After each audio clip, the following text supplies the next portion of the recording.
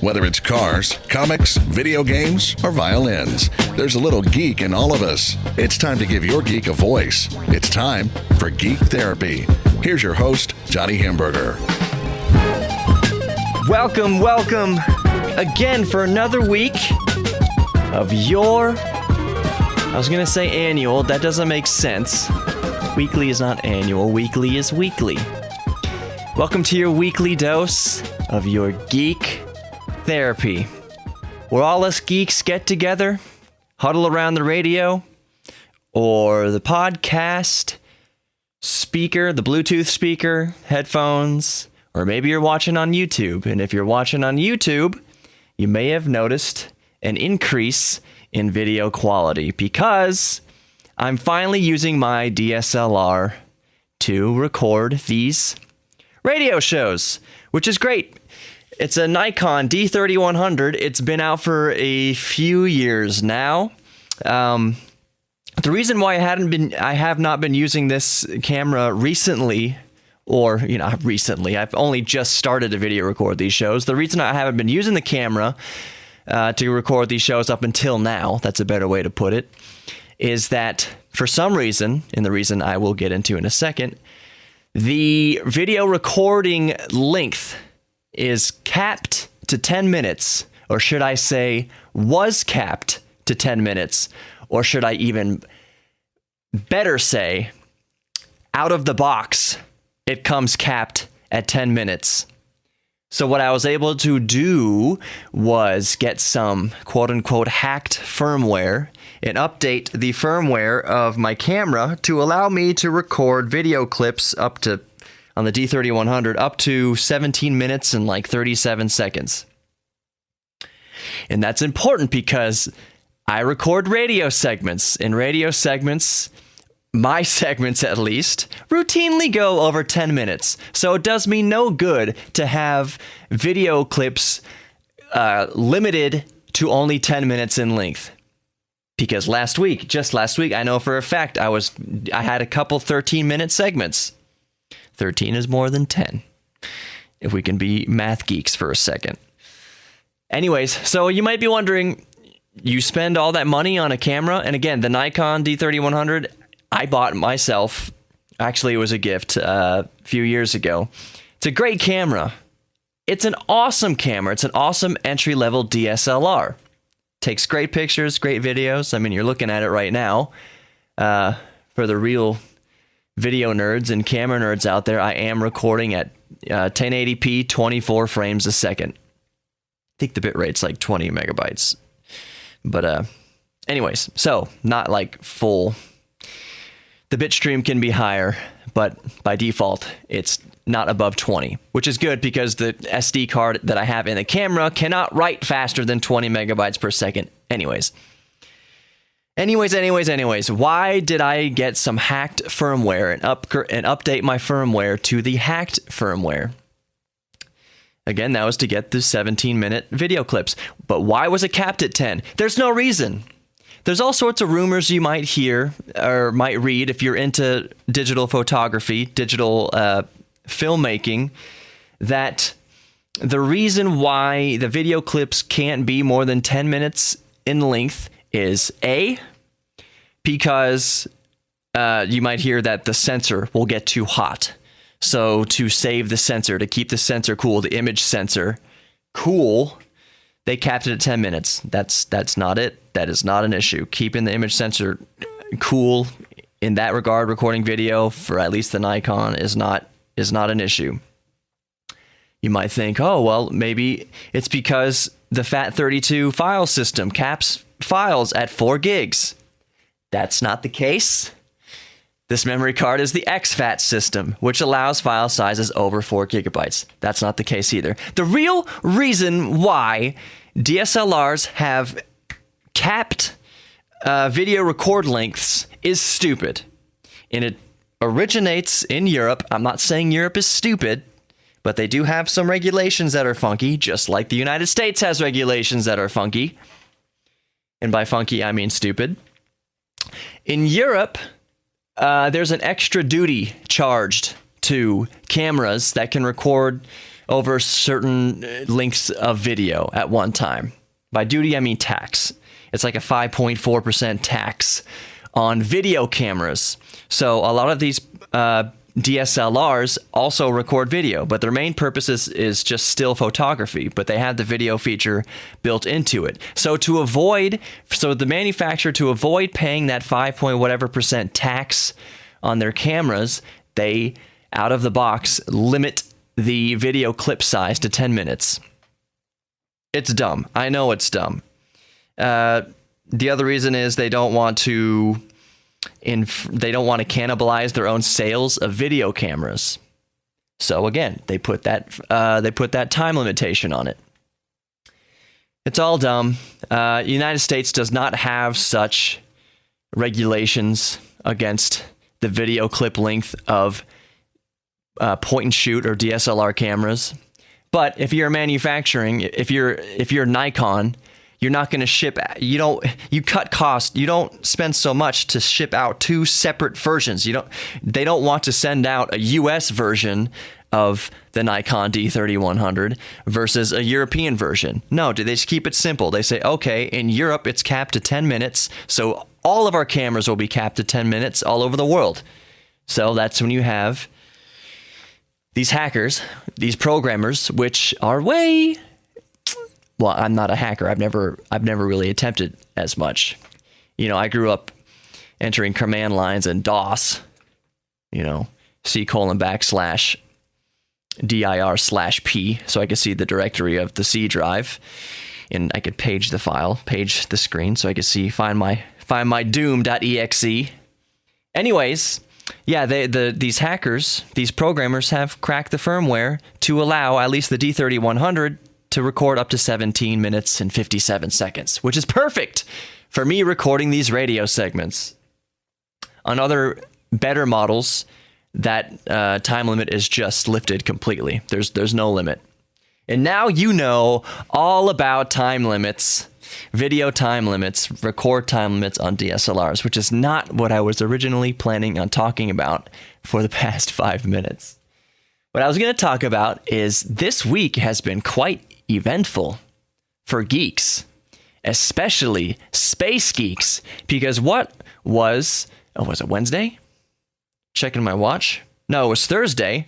Thursday was July the 20th, the anniversary of the moon landing. And of course, you cannot celebrate the anniversary of the moon landing without hearing all the conspiracy theories. And I'll spare most of them because you know about them as well as I do at this point. That basically we never went to the moon. There's all these reasons why we never went to the moon. Look at the photographs. It doesn't add up. It doesn't line up. It was all staged on a big sound stage in Hollywood or whatever. It's bullcrap. The radiation in the Van Allen belts, which I've talked about on one of my very early shows. The radiation in the Van Allen belt would kill the astronauts. No, it wouldn't.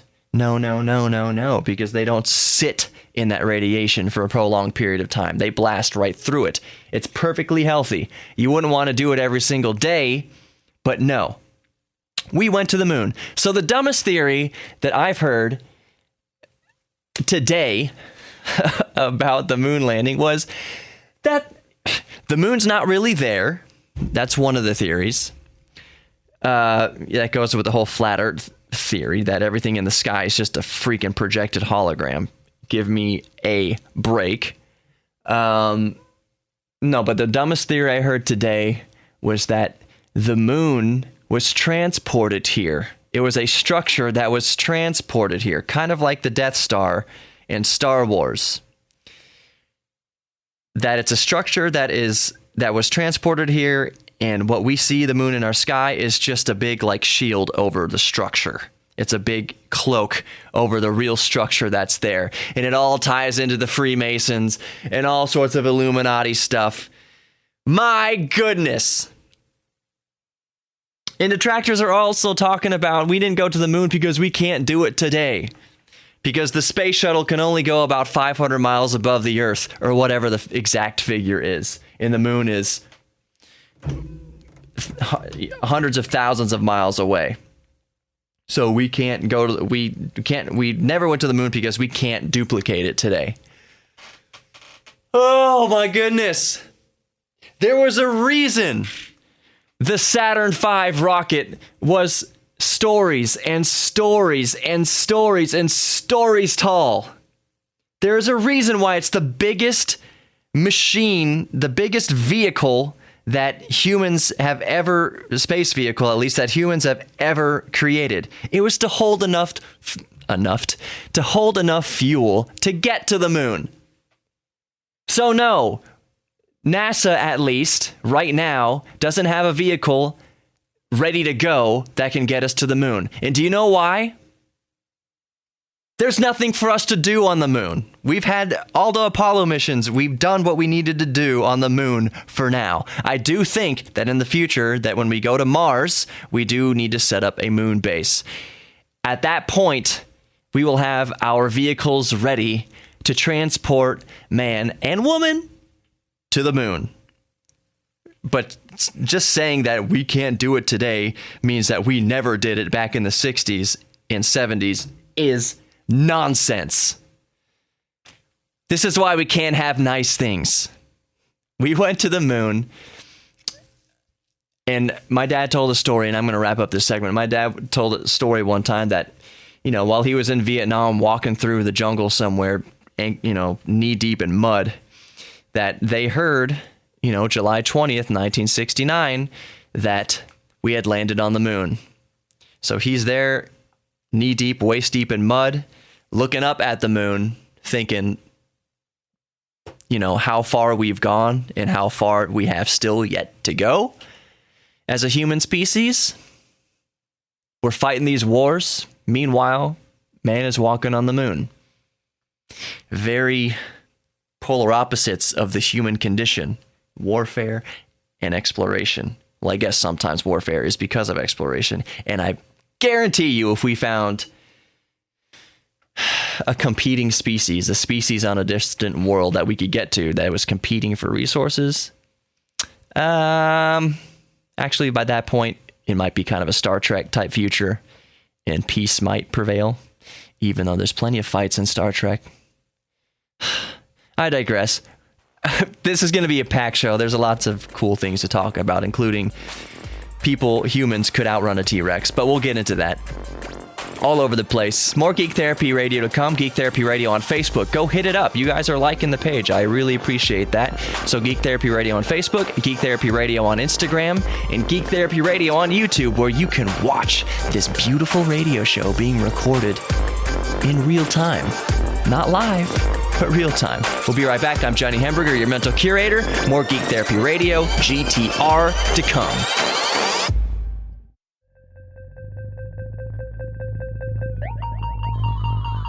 Welcome to segment 2 of this week's GTR, Geek Therapy Radio, because geeks are sexy. There's also a little bit of a geek in all of us. Like I keep saying, that's the mission statement of the show. There's a geek in all of us. You listening right now who's just stumbled upon this show, you're a geek about something. I promise you. What gets your motor running? Maybe it's cars. Maybe it's Legos. Maybe you like painting. Maybe you like stitching. Maybe you like gardening. There's already a garden show on this radio cluster, Garden Line with Randy Lemon. Maybe you really like beer. And I don't mean just drinking beer, but brewing beer.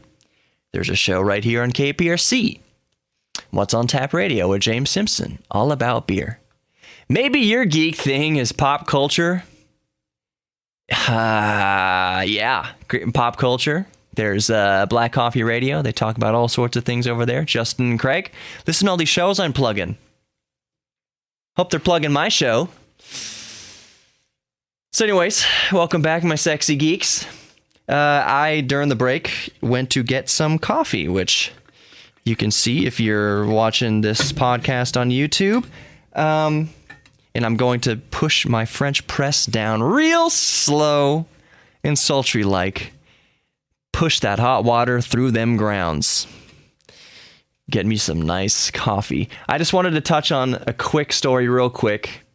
Apparently SETI, what does the SETI stand for? Search for Extraterrestrial Intelligence, that big radio telescope in Puerto Rico. For some reason, I was thinking it was in South America. Is Puerto Rico central? Down there, below us in the United States, there's this headline. I'm finding it on newatlas.com. Could mysterious radio signals be from ET? We've been hearing that for decades. These mysterious signals that SETI finds, that everyone thinks, oh, it's ET, and it's never ET. But then again, that's the point. I understand. That's the point of that big antenna, is to weed out these mysterious signals. The article goes on to say that it's a mysterious radio signal received by the observatory in Puerto Rico. But is it a message from another civilization in our own galaxy? Scientists at the Planetary Habitability Laboratory, PHL, say it's highly unlikely. Well, no crap. Every single thing we've heard from SETI has been highly unlikely. The movie Contact was pretty cool. I liked it. I like Contact. Remember when Contact came out? I remember thinking, I don't know if I should spoil a 20-year-old movie, but those wormhole devices that they built, those giant machines that were to send what's-her-face through space-time, where she met her dad or whatever on that island. Pretty neat. But anyways, I remember something that stuck out to me as a kid, or maybe as a teenager. This machine cost $250 billion to build. And I was like, $250 billion? The Earth will never have that much money to begin with. That was one of the crazy points of that movie, was what? $250 billion? $250 billion now. What's that, 250 billion? I was going to say it's nothing. It's not nothing. But in the scope of governments and of world monies, $250 billion for a wormhole device seems like a bargain. Sign me up. Put that ish on my Visa card. I will fund it. Put it on I will take the hit, world. If you want to build a wormhole device and it costs $250 billion, I will go into debt and default on my debt and come up with some sort of settlement with my debtors, or that who I owe debt to. I'll settle for $1,000. I'll take the $250 billion charge, and then I'll settle with them for $1,000. Win-win. We get to travel through wormholes to distant, places in our galaxy, and my credit is destroyed forever, but I'll take it. Did I say it's a win-win? It's not really a win-win. I'm still going to owe $1,000. Well, technically, I'd owe $250 billion. I digress. SETI hears new radio signals that every scientist in the world agrees is not likely to be extraterrestrials.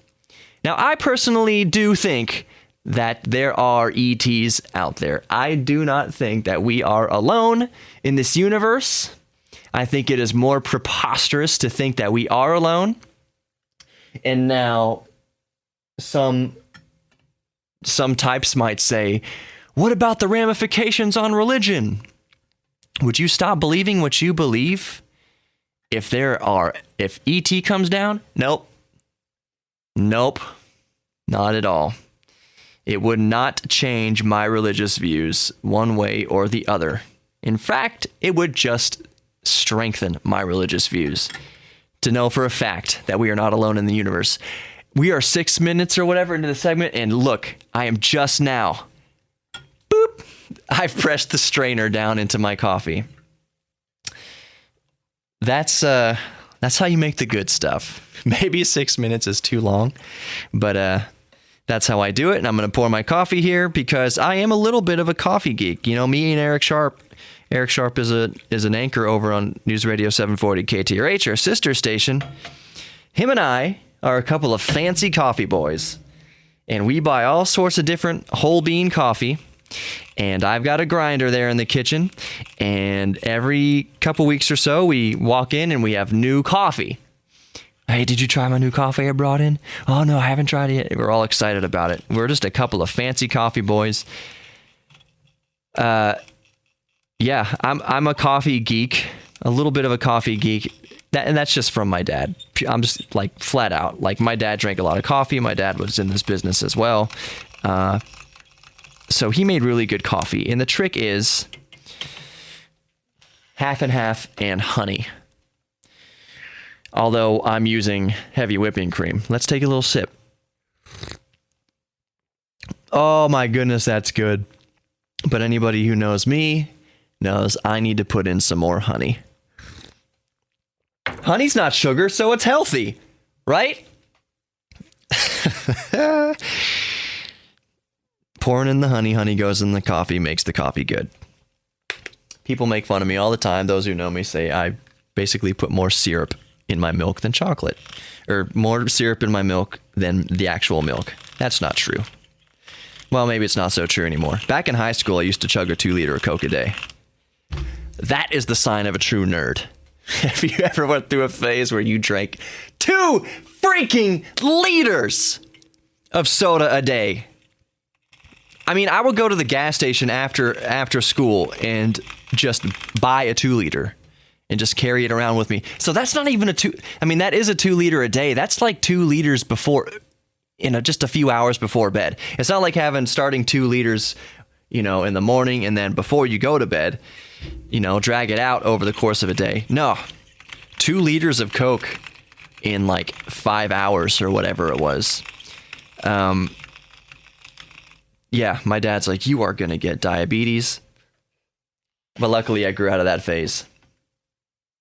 So no diabetes yet. Knock on whatever this desk is made out of. Oh gosh, that's good. Oh my goodness gracious. A new exoplanet hunting camera is up and running in Chile. Let's find all them planets we can, because the more planets we find, the more odds that we'll find ET phone home. I am not going to video edit my finger glowing because that's too much. Can't do that. Okay, so an article, a story. You know what? No, just 9 minutes. This segment's over. This segment is over. Geeked out about coffee and some other things. Next segment, I'll talk about I could outrun T-Rex. Could you outrun T-Rex? I don't know. Maybe I'm faster than you. I'm average running speed. So apparently we can outrun T-Rex, but I'll get into that in the next segment. You are listening to Geek Therapy Radio, GTR. Geeks are sexy. There's a little geek in all of us. Geek Therapy Radio on Facebook, Geek Therapy Radio on Instagram, Geek Therapy Radio on YouTube, where you can go and watch these shows. Because sometimes I have cool devices. For instance, I know I'm at 10 minutes on this segment. Sorry, Ramon. I will show this device right now. I'm not going to show what brand it is because it really doesn't matter. But it's a battery-powered stirring thing. And on the radio, you can hear it. And I'm going to do it right on the mic. Oh, that sounds great. I guarantee you that sounds great. So yeah, these battery-powered handheld mixers, if you love coffee at all or chocolate milk or any sort of drink or cocktail, whatever, these things are awesome. So you can't see that on the radio. You can hear it. Use your theater of the mind, but on the YouTube, you can go see what I'm talking about. These things cost a few bucks, and I highly, highly recommend them. Pick them up wherever you see them. Stuff them in a stocking. More Geek Therapy Radio coming up. Hit all the social medias. This is Geek Therapy Radio everywhere. So just Google Geek Therapy Radio and my beautiful face will show up and you can hear my beautiful voice on GTR. We'll be right back. I'm Johnny Hamburger, your mental curator. Stick around.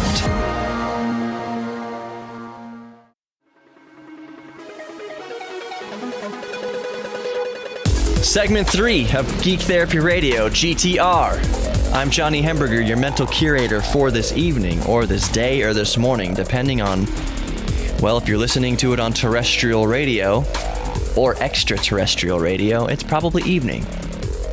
On planet Earth, at least. if these radio waves are making it out to another antenna somewhere in space, hello, Gleep Glorps. Remember, that's what geeks are called, Gleep Glorps. Going OG. Oh my goodness! I just realized this is episode 20 of Geek Therapy Radio. And okay, full disclosure, I'm recording this Thursday, July 20th. The moon landing anniversary. That's cool. Some crappy stuff happened today too. I was gonna say OJ got parole. That's not the crappy thing I'm talking about. I'm not even saying that's crappy. That's not what the show's about. Although it is interesting that OJ was paroled today, July 20th, Thursday, just hours after Ford announces new details of the new Bronco, the new 2020 Bronco. That's funny. I'm sorry. I know that the show's not about that. But you know what? It's about geeking out about cars too, even though the new Ford Bronco looks freaking horrible and will probably bomb and bomb hard unless a certain celebrity makes it famous again. But that's not even true either, because 2 years after the car chase, the famous car chase, was that 1994 or 93? I think it was 94. A lot of stuff happened in 94.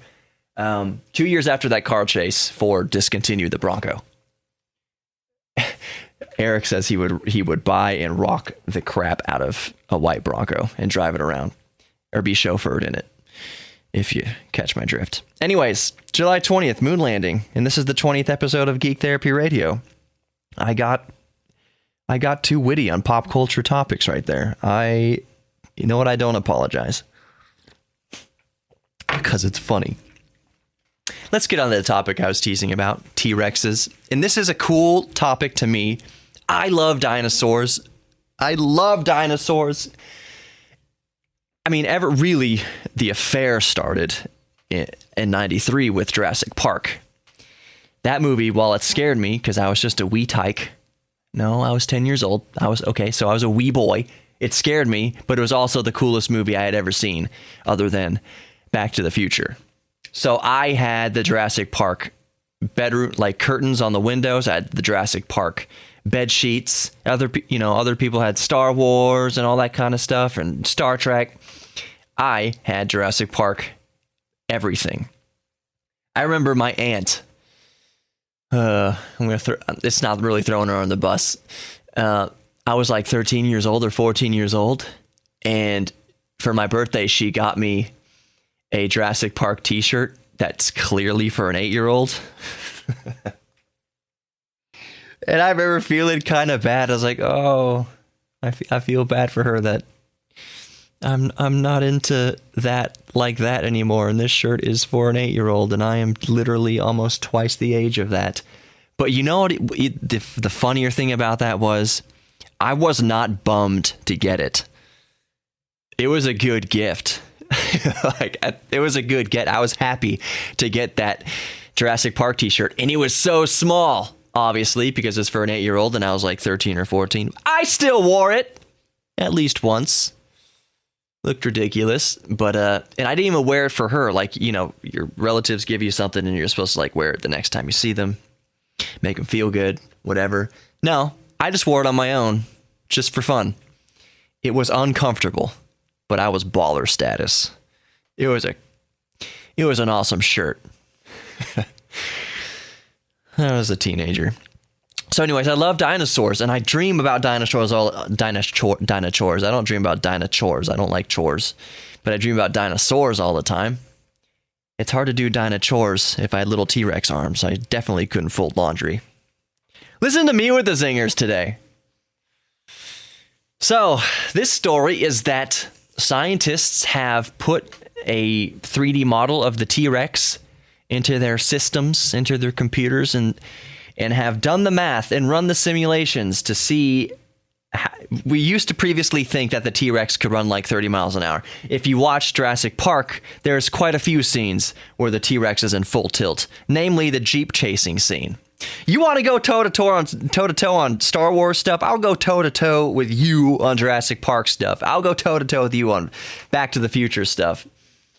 So yeah, the scene in the Jeep where his leg is broken and they're trying to outrun the T-Rex. And the T-Rex can run like apparently 30 to 40 miles an hour, whatever. Well, there's new data to suggest and pretty much put the nail in the coffin that the T-Rex could not run that fast.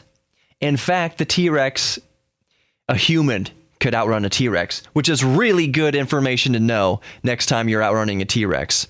And I'm going to take a sip of my coffee because this is seriously like the best coffee I've ever made on Geek Therapy Radio. And it's that Hawaiian stuff that Eric bought. Oh, Eric, thank you. If you're listening to this right now in the newsroom, when you should be writing stories, come in here and kiss me on the cheek. But not really. Even though we are less than lovers, but more than friends. Why do I keep getting off track of the T-Rex story? So the T-Rex could basically be outrun by a human, which is good news next time you're being chased by a T-Rex. This is interesting to me because my geek brain goes on these tangents. Since I dream about T-Rexes all the time, how is this going to affect my dreams? Because in my dreams, I usually get eaten by the T-Rex. And maybe this is something for a psychologist to figure out, but I always get eaten by the T-Rex, and every time I get eaten by the T-Rex, I'm just like, what a way to go. It's scary, but it's not scary. I wake up just like, that was awesome. Like if you had a checklist, if you had a choice, you could select, your own demise. Eaten by a T-Rex, that's probably a pretty BA way to go. My number one way to go would just be to fall asleep when I'm 150 years old and not wake up. Well loved by my family. That's number one way to go. 150 years old, fall asleep, have the best dream in the world, and then go meet whoever my wife is. Go meet her. Take her on a date somewhere in the galaxy, looking at a million suns. How romantic. My second choice, other than that, would be meteorite. Like a basketball-sized meteorite. Just be driving along or whatever, walking down the street. Boom! Vaporized. What would the headlines be? Man gets killed by a meteor. Awesome. Man gets eaten by a T-Rex. That is just the coolest. If I got eaten by a T-Rex, I want that T-Rex at my funeral with a medal around its neck. Because that's just the coolest way to go ever. So, not only did the T-Rex have its short, teeny, tiny little arms, but apparently it couldn't do much more than walk. And the speed was limited due to its size and weight.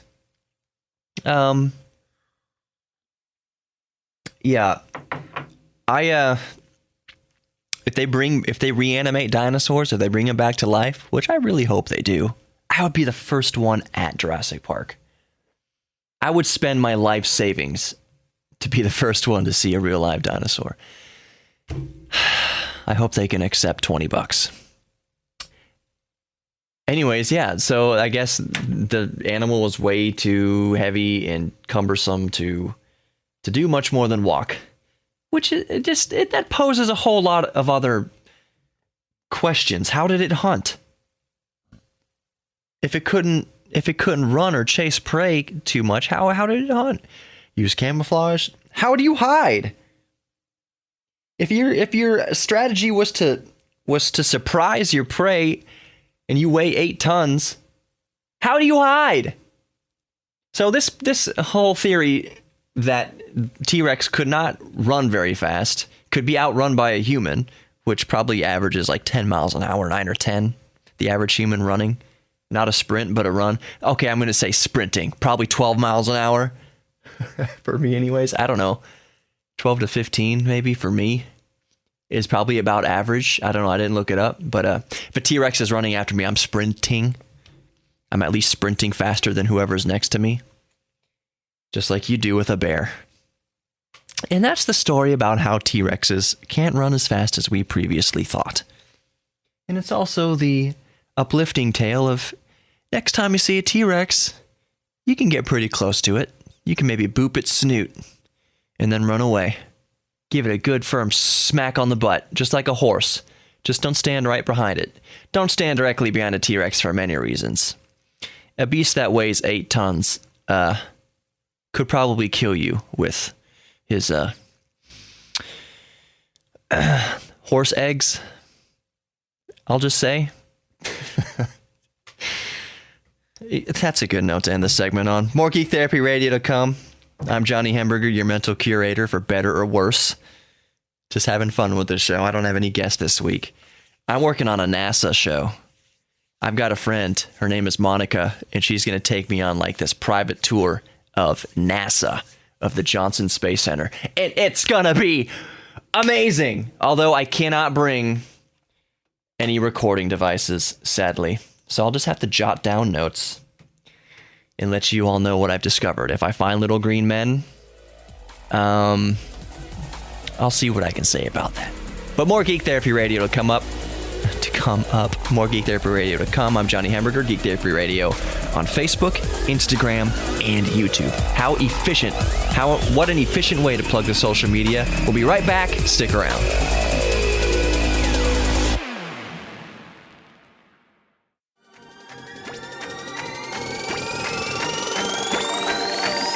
Eric, my goodness, this coffee's good. What is the deal? Full disclosure, how I make my coffee. I know I said half and half in honey, and I use a French press. But I also take one single piece of a Hershey's bar, Hershey's dark chocolate, and before I pour the coffee in, I pour the half and half, in this case heavy whipping cream, and then I put that little piece of chocolate down in there, pop the half and half in the chocolate into the microwave for 20 seconds just to warm it up, melt the chocolate a little bit. Then I put in the coffee, then I put in the honey, and I mix thoroughly, and it is just delectable. So I came across this funny story. Oh, I'm Johnny Hamburger, by the way. Welcome back to Geek Therapy Radio, where geeks are sexy, and there's a little geek in all of us. I came across this funny story on Ars Technica. It brings back some nostalgia for all my gamers out there. Even non-gamers, maybe people who have used to play video games, but now they don't anymore. Remember 1993, not just Jurassic Park, but Doom came out. Doom, D-O-O-M, the game that none of our moms let us play. I do remember it was freeware. It was one of the first, well, it wasn't one of the first freewares, but Doom was released, and you were encouraged to copy the freeware version and give it to all your friends. So I remember back in 93, the hunt on the playground was for someone who had a computer capable of running Doom. Remember, this is 93. This is even before Pentium. So we all had 386s and 486 Packard Bells, 4 megabytes of RAM if you were just baller status, a 1X CD-ROM drive, which the CDs weren't just put right in the drive. You had to have this clamshell jewel case that you put the CD in to make it a cartridge, and then you put the whole cartridge into the computer. So anyways, Doom came out. The freeware version was on 4 diskettes, 4 floppy disks. So the hunt was on the playground, not just for somebody who had a computer that would run Doom, and you had to sift through the liars, the fibbers, and the liars who said, I have Doom. No, you don't. You've got a Commodore 64. Get out of here, you liar. So a kid who had a computer that could run it, and then you had to patch together the discs, because you would have one friend be like, I've got Doom, the discs, I have disc 1 and 2. Another friend would be like, I've got number 4. You got to find the kid who had number 3. So you had to come up with a complete set of the 4 discs to install Doom, and pray that you had like 5 or 6 megabytes of free hard disk space. Back in the days when like 20 megabytes of hard drive was pretty good. I forget what our HP had. It wasn't even HP. It was Packard Bell. It was before Hewlett Packard merged. It's a Packard Bell. Anyways, it's a funny story about Doom, and I got to keep this segment short because I've gone way too long as usual. And I'm going to read it from this article in Ars Technica. I'm just going to quote it. What's the title of it is Doom's cover art had one secret, and John Romero just spilled it. So you remember the cover art in Doom, the Marine standing on top of that hill shooting down at the hordes of demons. It's a very iconic cover art. So I'm going to read an excerpt from this article because it's funny.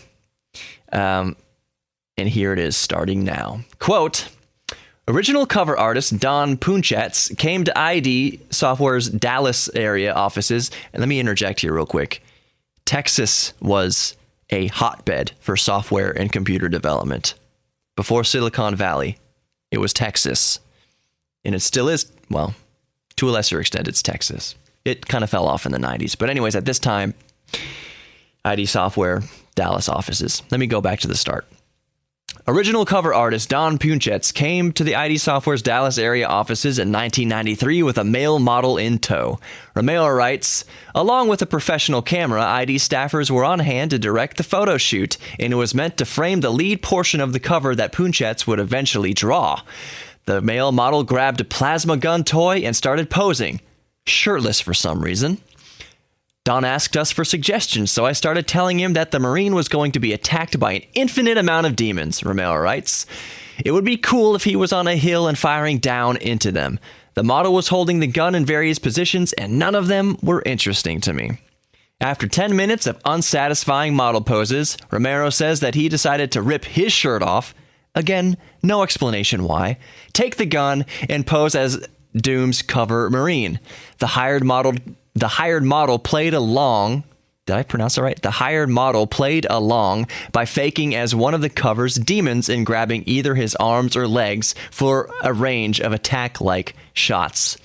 I aimed the gun in a slightly different direction and told Don, "This is what I'm talking about," Romero writes. The winning shot resembled the arm grab image seen in the above illustration, which I'll put on the YouTube podcast.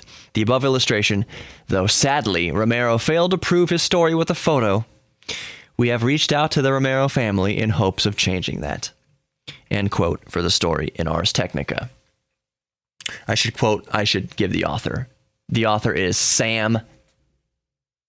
I can't even pronounce this. Sam Machkovech. Sam Machkovech, Machkovech. So yeah, the cover art for Doom was very iconic. And the reason why it's iconic for me is, again, I wasn't allowed to play it. There is no way my mom would let me play something like Doom. No way. Although I do remember later on as a teenager having Doom 2 and dial-up internet. And with Doom 2, maybe with Doom 1, I don't know. But with Doom 2, you could definitely play over a modem with a friend, multiplayer. And it was awesome. It was so cool. You had to go into Doom setup, and basically you had to call your friend before... You had to call your friend on the phone before you actually called him with a modem. I would call up my friend Nathan. I'd say, Nathan, okay, don't touch your phone for the next 5 minutes. Hang up and don't touch your phone for 5 minutes. My computer will dial yours. You guys remember that? Do you remember that? The good old days of multiplayer. You know, I love Rocket League, and I love how seamless online multiplayer has become with this high-speed internet.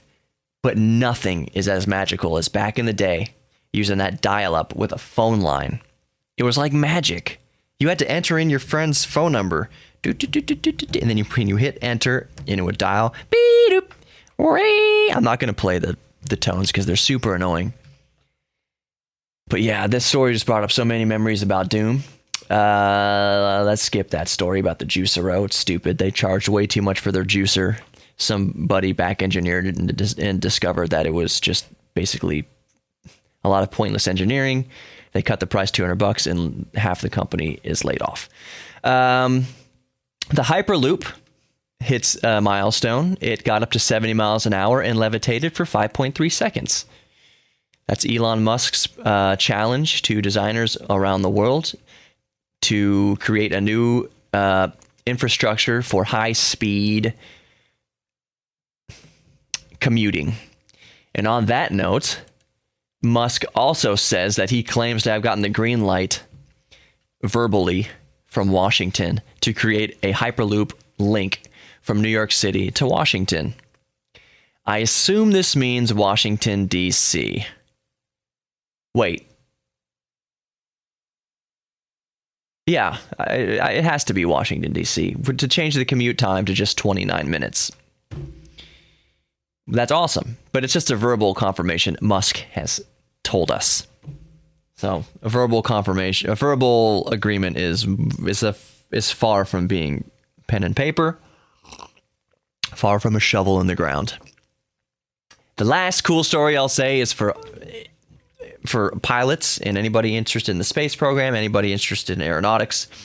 NASA has started to upload hundreds of historic experimental flight videos to YouTube.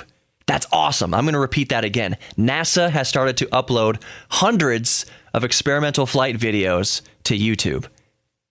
So all these prototype planes from 40s, 50s, 60s, and onward, that's going to be really interesting to binge watch on YouTube. I am super stoked about that. And on that note, that's the end of Geek Therapy Radio for this week. This 40-something minutes has flown by. I was worried because I didn't have a guest this week. I was like, what am I going to talk about? Nope, I did it. I done it again, and I done it again for too long. I've overshot the mark. I'm Johnny Hemberger. I was your mental curator for this evening, or this morning, or this afternoon, whenever you're listening to the show. If you're listening to it live right now on KPRC 950, thank you so much for listening to actual radio. I like broadcasting. It's fun to me. If you're listening on the podcast, awesome. Thank you very much. I love all of you.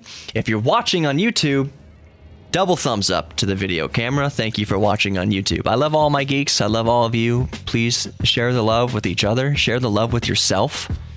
Be good to yourself. Love yourself. Love others. Do something good for you. Do something good for others. Just a little thing. Hold a door. You might be having a really bad day, but here's what happens when you hold the door for somebody else. You make them feel good. You make you feel good. It's amazing how doing something nice for somebody else makes you feel good. The love you make is equal to the love you take. Did one of the Beatles say that? I think so. I'm Johnny Hemberger. Join me next week for more Geek Therapy Radio. Thank you so much for listening and or watching Geek Therapy Radio on all the social media, Facebook, Instagram. These podcasts are available on iTunes and Spreaker and all over the place. So thank you very much for listening, and I will see you and you will hear me next week. Adios.